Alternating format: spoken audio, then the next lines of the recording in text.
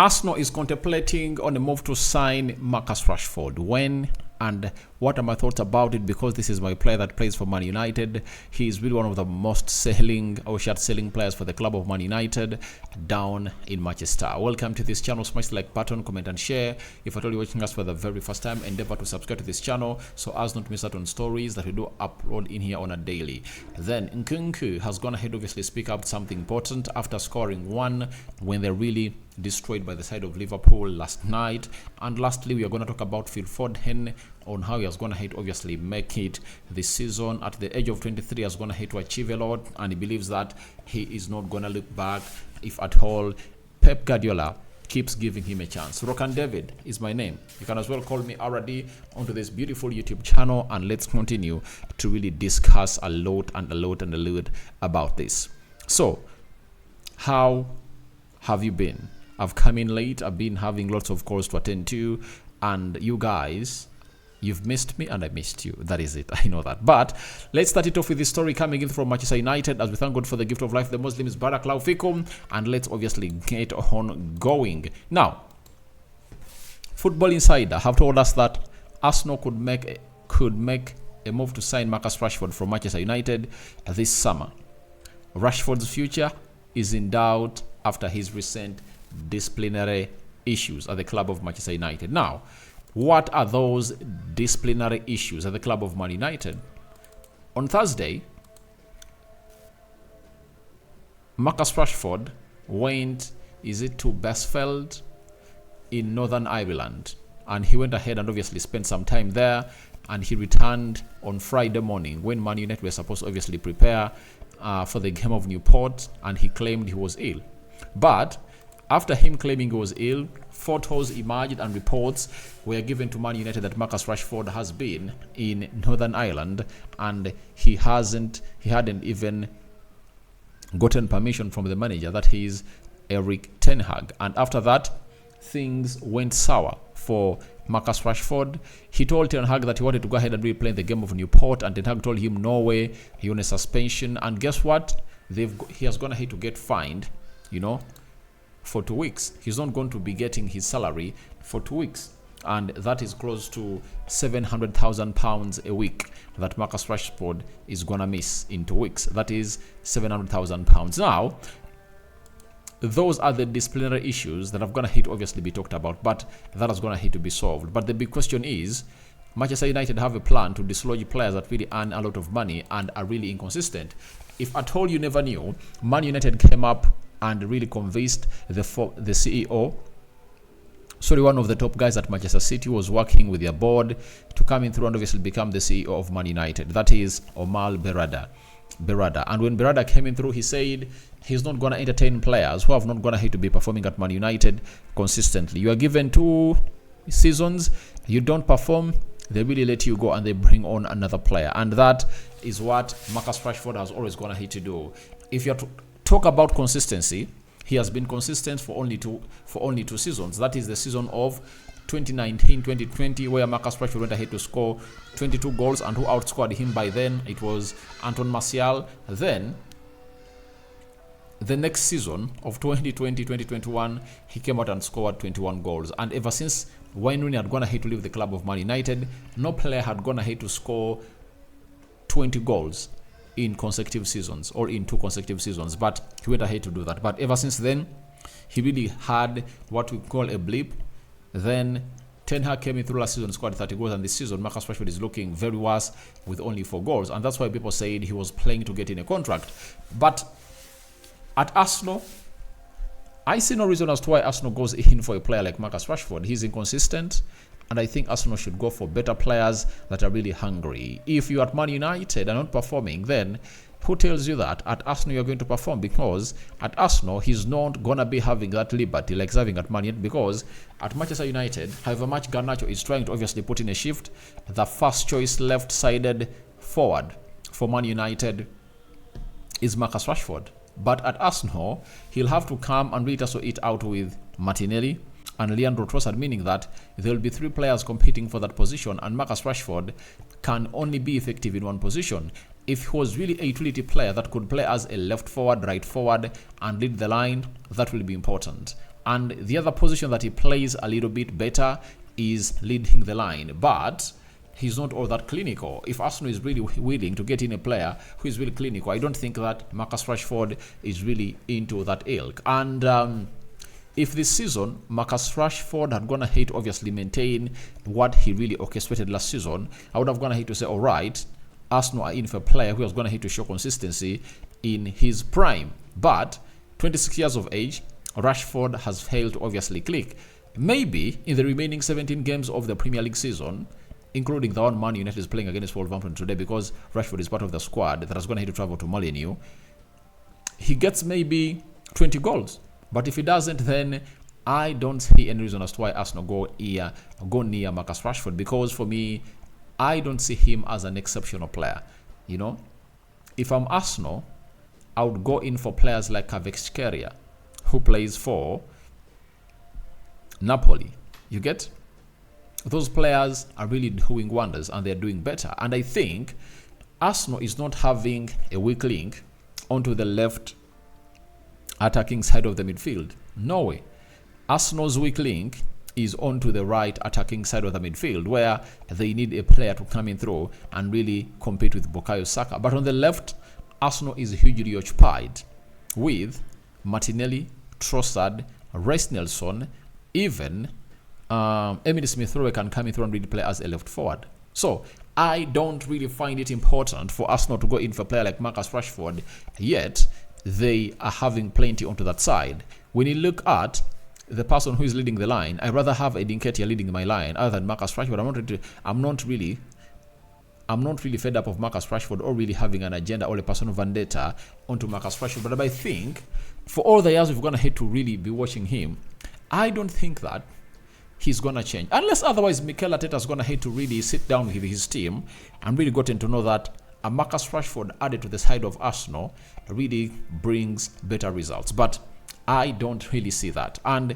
the other huge flag is all about the price. Man United would have gone ahead to sell Marcus Rashford for £60 million when he was left with just 1 year on his contract. And remember, his brother fled to PSG in the summer of 2022 to agree a deal. But Ten Hag stood and convinced Marcus Rashford to stay and really went ahead to sign a new contract with the club of Manchester United, meaning that if he was going ahead to sign 5 more years at the club of Manchester United, now he's going to be a player who you have to take for £80 million. And trust me, at £80 million, it's not a deal for Marcus Rashford. To me, it's not business that you can do. Look at what Manchester United went ahead to do and really signed a tired and satisfied player from Arsenal known as Alexis Sanchez. You know, we gave Arsenal £20 million plus Henrik Mkhitaryan. And I think Henrik Mkhitaryan was the better player than Sanchez. Sanchez came without Man United. They gave him a very astronomical fee of a wage, and he was by then the highest paid player in the Premier League. To show you that those numbers were really huge, only Cristiano Ronaldo was going to have to come in through to surpass that, you know, because Ronaldo came without Man United, was earning close to £860,000 a week. So Sanchez came in at Man United and flopped. Trust me, Arsenal sold, I think they sold him to Italy and they really got some money back. That is Henrik Mkhitaryan. So I don't see any sense in this transfer. And if Arsenal are really thinking about it, because they're still in a rumor, then they should really change. Because they don't need a Rashford in their team. Arsenal need a Douglas Luiz. They need an Onana. They need an Olise, you know.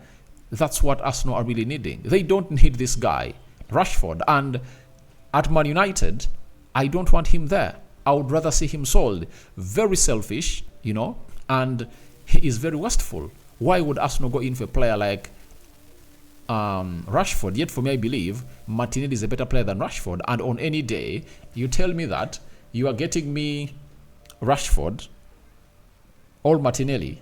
I pick Martinelli over Marcus Rashford. Why? Martinelli is 22 and he still has 3-4 years to hit his prime. Marcus Rashford has already hit his prime, but he's not looking anyway special player. No one knows what Martinelli is going to become 4 years from now. You get? So all I want to let you know is that Marcus Rashford is a good player, but he's not a classic player that you would obviously spend £80 million for. I think Arsenal for this should go for players like Olise and spend like £60 million, get in Olise, get in Douglas Luiz, and so on and so forth. This deal is not being contemplated on for this January transfer window that ends today, but for the summer. That is it. And every transfer story I bring in through right now is going to be eyeing the summer, not the winter transfer window, because it looks like Arsenal have gone ahead to obviously not sign any player during the summer transfer window. And we're going to do a live on that, and I'm going to obviously see what your thoughts are about that. So that's about Marcus Rashford, connecting him to Man United, Arsenal contemplating about the deal, and we'll wait and see how that happens. Now let's go to the game of football that played yesterday. Liverpool beat Chelsea 4-1, but the huge talking point for me was Nkunku. If at all you saw the goal that Nkunku scored, it shows you how much Chelsea went ahead to miss him. And I asked myself, how does Pochettino come in through and really start and bring in a team with no center forward? That was my complaint, because Sterling, Madueke, Carl Palmer, and Conor Gallagher were played in the front four positions of Chelsea. So when Nkunku came on through, he scored a very beautiful goal, and he has gone ahead to register his second goal in the Premier League. And Nkunku looks like a ready product that scores very many goals. But the problem is his knee injury gonna really heal? After that goal, that was a consolation one, he said the following: I need to take it step by step because I don't want another injury. I need to take care of myself also, but for sure I want to help the team and play as many games as I can. That is Nkunku for you. He wants to play for the team, and he wants to play as many goals as he can, and he wants to score goals. And trust me, he was a good signing. And one thing they need to obviously come out and really act better about, simple, let them get in what we call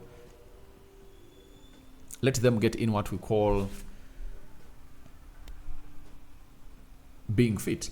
The moment Nkunku passes that puzzle of being fit, then he'll become one of the highest goal scorers of Chelsea, because he's still young and he still has a lot in plenty to provide for the side of Chelsea. And Chelsea are really one of those teams that are really having a very hard time, and Liverpool had to win this game of football because they know they are facing Arsenal on Sunday, and it's gonna really be one of the games that Arsenal are gonna revenge. Having gone ahead to be knocked out of the FA Cup in the third round, Arsenal come in with a lot of reasons to revenge to the side of Chelsea. Sorry, to the side of Liverpool. And this is the best revenge, by the way, because right now they're having 51 points and Arsenal is having 46, meaning that if Arsenal beat Liverpool on Sunday, it's gonna be how many points? 2 points behind them, and that is something good for the side of Arsenal. So Nkunku is really ready, and when you look at Chelsea, they're having their next fixture, and let me see, who are they gonna play over the weekend? Chelsea is